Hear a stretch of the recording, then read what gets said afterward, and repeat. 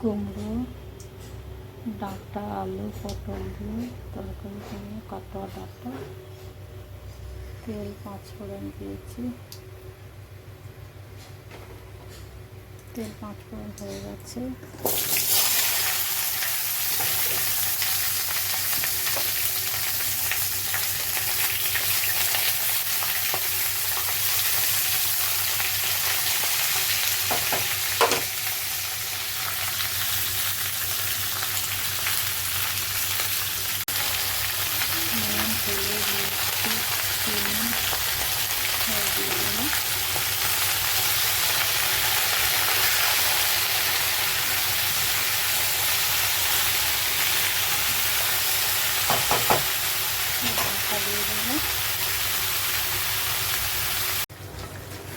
ডাঁটা তরকারিটা হয়ে গেছে বন্ধুরা, খুব সুন্দর মাখা মাখা হয়েছে।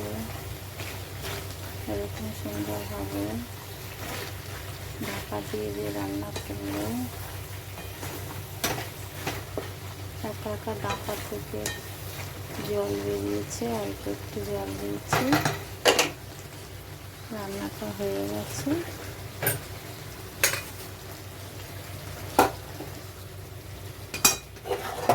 নাড়াচ্ছি।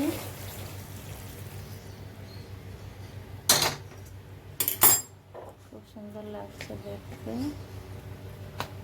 হয়ে গেছে আমার কাটোয়া ডাঁটা, কুমড়ো, আলু, পটল দিয়ে তরকারি।